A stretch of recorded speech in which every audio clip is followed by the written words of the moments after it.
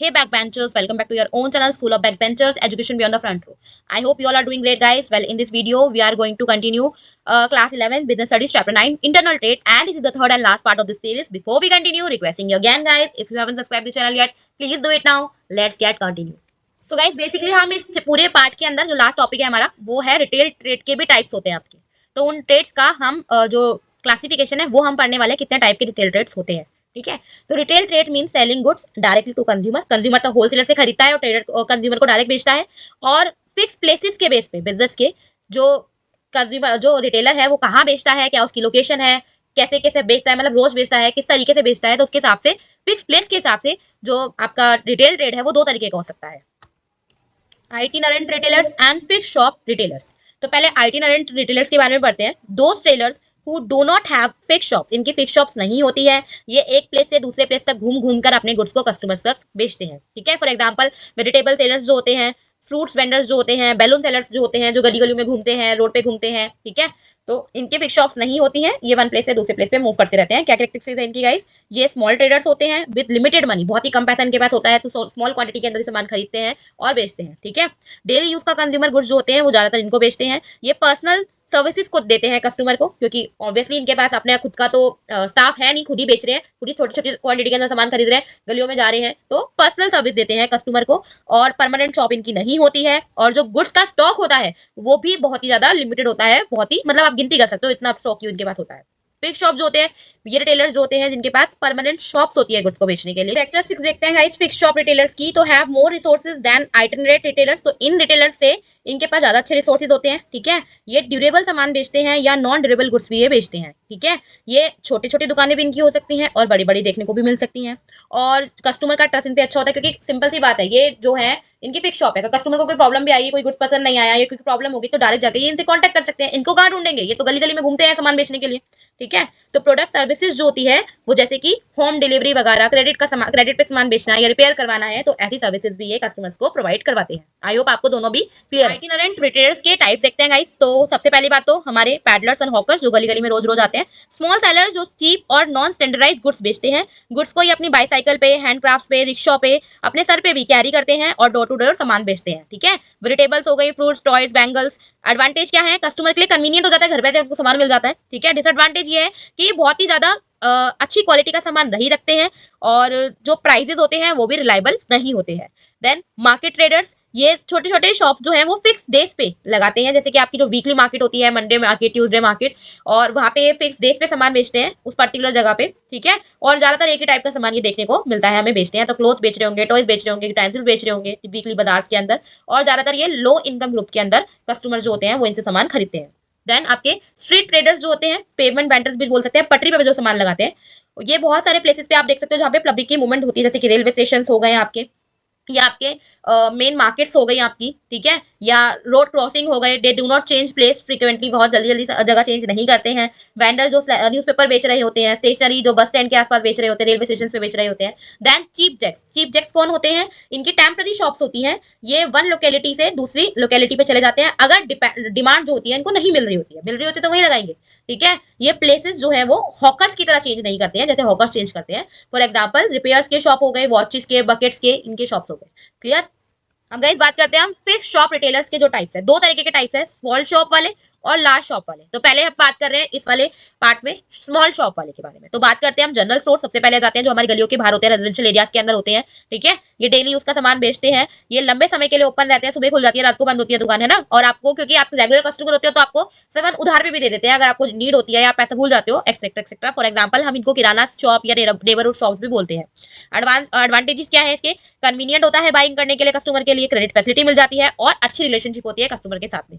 फिर speciality shops होती है, ये एक ही टाइप का गुड्स बेचते हैं, जैसे कि बुक शॉप, स्टेशनरी बुक्स ही मिलेगी आपको, या टॉय शॉप है तो टॉयज ही मिलेंगे, स्कूल की यूनिफॉर्म की शॉप है तो स्कूल की यूनिफॉर्म ही वहाँ पे मिलेगी। ज्यादातर सेंट्रल प्लेसेस पे ये दुकानें होती हैं, और एक ही प्रोडक्ट लाइन के अंदर आपको बहुत सारी वैरायटी देखने को मिल जाती है। आपको अच्छी क्वालिटी में चाहिए, हाई प्राइस पे चाहिए, सब कुछ मिल जाएगा। लो क्वालिटी पे चाहिए, कम प्राइस में चाहिए, तो भी आपको मिल जाएगा।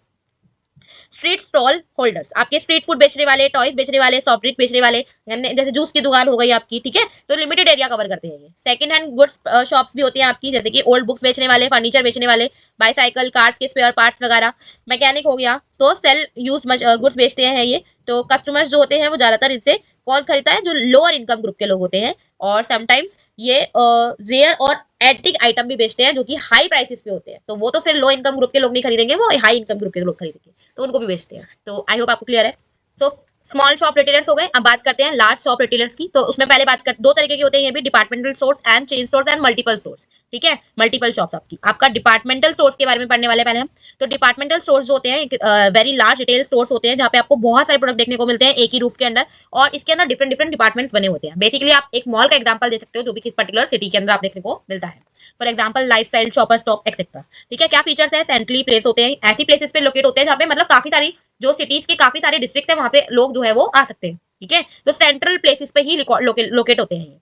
तो प्रोवाइड करते हैं रेस्टोरेंट, हेल्प डेस्क जैसी फैसिलिटीज भी प्रोवाइड करते हैं आपको। बहुत ही ज्यादा साइज में बड़े होते हैं। आपके जो सेंट्रली मेड परचेजेस होती हैं उन पे फोकस करते हैं। ये वेयर हाउस का काम भी करते हैं, रिटेल का काम भी करते हैं, क्योंकि ज्यादा अमाउंट मतलब लार्ज क्वांटिटी के अंदर सामान रख रहे हैं और छोटे छोटे क्वांटिटी के अंदर सामान बेच रहे हैं।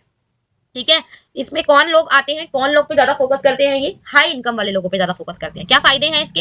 अट्रैक्ट करते हैं लार्ज नंबर ऑफ कस्टमर्स को। एक स्टॉप आपका शॉपिंग हो जाएगा, एक ही जगह पे आपको सब कुछ मिल जाता है। ठीक है, बहुत सारी कस्टमर सर्विसेज भी प्रोवाइड करते हैं। प्रमोशन और एडवर्टीजमेंट भी लोग यहाँ पे ब्रांड की करने आते हैं। ठीक है, और लार्ज स्केल ऑपरेशंस का जो बेनिफिट है वो एंजॉय करने को यहाँ पे हमें मिलता है। लिमिटेशंस क्या है? पर्सनल अटेंशन इतनी नहीं मिलती है। ठीक है, आपको खुद ही सामान देखना पड़ता है अपना सारा का सारा, मतलब आपको कोई अटेंडेंट जो है हर पर्टिकुलर डिपार्टमेंट के अंदर आपको हमेशा अवेलेबल ही होगा, जरूरी नहीं है। ठीक है, हाई ऑपरेशन कॉस्ट होती है इसकी, क्योंकि बहुत सारी चीजों का कॉस्ट आ जाती है। वहाँ पे रेस्टोरेंट भी है, वहाँ पे रेस्टरूम भी है, हेल्प डेस्क भी है, डिफरेंट डिफरेंट डिपार्टमेंट्स है, उनके स्टाफ हैं, तो बहुत ज्यादा ऑपरेशन कॉस्ट हो जाती है, इसलिए हर चीज के प्राइस भी ज्यादा ज्यादा यहाँ पे हो जाते हैं। अर्जेंट नीड्स अगर आपकी है, नेसेसिटी नीड्स आपकी है, लो इनकम ग्रुप से आप हो, तो आप यहाँ पे सुटेबल नहीं है। ये हाई रिस्क होता है लॉसेस का। अब एक ही इतना बड़ा मॉल है, उसमें चोरी हो जाए, आग लग जाए, कितने सारे डिपार्टमेंट का सामान खराब हो जाएगा, है ना? तो लॉस का जो रिस्क होता है बहुत ज्यादा हाई हो जाता है। तो ठीक है, डिपार्टमेंटल स्टोर हो गया। अब बात करते हैं हम चेन स्टोर्स और मल्टीपल शॉप्स की। ठीक है, तो आपका ये नेटवर्क शॉप जो होता है वो ओन और कंट्रोल किया जाता है एक ही ऑर्गेनाइजेशन के द्वारा। बस ये होता है कि इसके बहुत सारे स्टोर्स आपको देखने को मिल जाते हैं हर सिटीज के अंदर, जैसे कि आपका बाटा, मैकडॉनल्ड्स हो गए, रिलायंस इलेक्ट्रॉनिक्स हो गया, डी मार्ट हो गया। ठीक है, तो फीचर्स क्या है इसके? ये पॉपुलर लोकेलिटीज के अंदर लोकेटेड होता है। ठीक है, ताकि ज्यादा से ज्यादा कस्टमर जो है यहाँ पे कांटेक्ट कर सके। गुड्स जो है वो हेड ऑफिस से यहाँ पे सप्लाई किया जाता है, और अलग अलग जो भी चेन शॉप्स है वहाँ पे बेचा जाता है। मैनेज किए जाते हैं, अलग अलग ब्रांच के मैनेजर्स होते हैं, उनके द्वारा इनको पूरी तरह से मैनेज किया जाता है। प्राइसेस यहाँ पे फिक्स होते हैं, कोई बार्गेनिंग आप यहाँ पे नहीं कर सकते हो। सेल्स आर जो ज्यादातर कैश होती है, या फिर आप आज के टाइम पे तो यूपीआई मोड के अंदर भी पेमेंट कर सकते हो। एडवांटेज क्या है? कोई बैड डेट नहीं होगा, क्योंकि सब कुछ जो है कैश पे होना है। नो मिडल मैन, कोई मिडल मैन नहीं है। ठीक है, इकोनॉमिक्स ऑफ स्केल्स जो होती है, क्या मीनिंग है गाइस इसका? इकोनॉमिक ऑफ स्केल, जैसे कि हमें देखने को मिला है कि सब कुछ जो होता है कैश बेसिस पे होता है, मतलब पेमेंट हैंड टू हैंड की जाती है, और कोई मिडल मैन नहीं होता है। तो ये सारी की सारी जो कॉस्ट होती है ये रिड्यूस हो जाती है। तो रिड्यूस होने के चक्कर में हमें यहाँ पे सामान जो है वो सस्ता देखने को मिलता है, जो उनका एक्चुअल प्राइस हमें मार्केट में मिलता है। अगर हम ऑनलाइन खरीदेंगे, सिंगल प्रोडक्ट खरीदेंगे कहीं से, या डायरेक्ट जाके ब्रांड का सामान खरीदेंगे हम लोग, महंगा पड़ेगा। पर अगर हम यहाँ से खरीदेंगे तो हमें सस्ता पड़ता है, क्योंकि ये सारी की सारी जो कॉस्ट होती है उसकी वो हट जाती है, रिड्यूस हो जाती है। तो इकोनॉमिक ऑफ स्केल क्रिएट किया जाता है। तो रिस्क जो होता है वो अलग अलग शॉप्स के ऊपर स्प्रेड हो जाता है। ठीक है, आप एक ही जगह सारा का सारा सामान नहीं रख रहे हो, बल्कि पूरी सिटीज के अंदर आपकी जितनी शॉप्स है वहां अलग अलग जगह आपका सामान रखा हुआ है। तो अगर कोई प्रॉब्लम भी होती है, कोई चोरी होती है, कोई आग लग जाती है, तो किसी पर्टिकुलर स्टोर पे होगी, सब पे थोड़ी ना होगी। तो वहीं का सामान तो आपका खराब होगा, वहीं तो नुकसान होगा, हर जगह थोड़ी ना होगा। तो ट्रांसफर ऑफ गुड्स जो होता है वो डेड स्टॉक को भी रिड्यूस कर देता है। ठीक है, फ्लेक्सिबल ऑपरेशंस होते हैं यहाँ पे हमें देखने को मिलते हैं, जहाँ पे जो डिमांड सप्लाई होती है उसके हिसाब से ऑपरेशंस किए जाते हैं। ठीक है, सेम जो चीज है, सिस्टम जो है सब जगह फॉलो नहीं किया जाता है। लिमिटेशन क्या है? लिमिटेड चॉइस ऑफ गुड्स होती है आपके पास, इतनी वैरायटी देखने को नहीं मिलती है। आपके पास लिमिटेड ब्रांड जो होते हैं वही आपको देखने को मिलेंगे। ठीक है, अब मैकडोनल्ड्स में जाओगे तो मैकडोनल्ड का बर्गर खाने को मिलेगा ना, आपको डोमिनोज का पिज्जा थोड़ी ना खाने को मिल जाएगा वहाँ पे।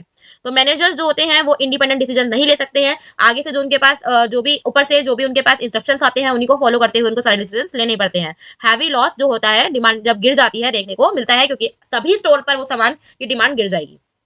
और पर्सनल टच नहीं रहता है, लैक ऑफ पर्सनल टच, जिसकी एक लिमिटेशन हो सकती है। आई होप आपको दोनों स्टोर जो हैं वो अच्छे से क्लियर है। आइए इन दोनों के बीच में कंपैरिजन देख लेते हैं, जो पेपर में बहुत ज्यादा आता है। तो बात करते हैं डिपार्टमेंटल स्टोर मल्टीपल शॉप्स की। किसके बेस पे? लोकेशन के बेस पे बात करें तो ये सेंट्रली प्लेस होता है, मतलब पूरी सिटी के अंदर आपको एक या दो देखने को मिल जाएंगे। और जो मल्टीपल शॉप्स होती है, पूरी सिटी के अंदर बहुत सारे स्टोर्स आपको देखने को मिल जाएंगे। ठीक है, प्रोडक्ट की जो रेंज होती है ये वाइड वैरायटी रखते हैं, बहुत सारे ब्रांड के सामान रखते हैं। ये लिमिटेड रखेंगे, जिस पर्टिकुलर ब्रांड का वो मल्टीपल शॉप है, चेन है, शॉप चेन है, वो पर्टिकुलर ब्रांड का सामान ही रखेंगे। सर्विसेज जो होती है मैक्सिमम सर्विस देखते हैं आपको यहाँ पे रेस्ट रूम्स देखने को मिलते हैं, रेस्टोरेंट देखने को मिलते हैं, ताकि यहाँ पे आपको ये सब चीजें देखने को नहीं मिलती है। रेस्टोरेंट्स मिल जाएंगे पर रेस्टोरेंट थोड़ी ना मिलेंगे, मूवी हॉल थोड़ी ना मिलेंगे, यहाँ पे पीवीआर भी देखने को मिलेंगे आपको, डिपार्टमेंटल स्टोर्स में मल्टीपल शॉप थोड़ी ना मिलेंगे। प्राइसिंग जो होती है वो नो यूनिफॉर्म प्राइसिंग होती है, बट यहाँ पे फिक्स प्राइस होता है। जो पहले से ब्रांड का सामान जो प्राइसेस तय हुए हैं उसी प्राइस पे आपको सामान देखने को मिलता है। ठीक है, यहाँ पे यूनिफॉर्म प्राइसिंग नहीं होती है, हर चीज पे डिस्काउंट वगैरह चल रहा होता है, सेल्स चल रही होती है, अलग अलग तरीके के प्राइस हमें देखने को मिलते हैं। यहाँ हाई इनकम ग्रुप के लिए, ये सारे ग्रुप के लिए, चाहे लो इनकम हो, मिडिल इनकम हो, हाई इनकम हो, सभी ग्रुप के लिए सुटेबल है। यहाँ पे क्रेडिट फैसिलिटी आपको देखने को मिलती है। यहाँ पे आपको सब कुछ हैंड टू हैंड पे करना पड़ता है, तो ओनली कैश फैसिलिटी यहाँ पर होती है। यहाँ पे फ्लेक्सिबिलिटी ज्यादा होती है, यहाँ पे फ्लेक्सिबिलिटी ना के बराबर होती है। ठीक है, तो आई होप आपको ये चैप्टर बिल्कुल अच्छे से क्लियर है। हम तीनों पार्ट्स में, तीनों साथ जितने भी इंपॉर्टेंट टॉपिक्स है चैप्टर के वो कवर कर चुके हैं। अगर आपको वीडियो पसंद आया हो तो प्लीज लाइक करना, चैनल को सब्सक्राइब करना। मिलते हैं नेक्स्ट वीडियो में लास्ट चैप्टर के साथ, तब तक के लिए बाय, कीप स्टडीइंग गाइस।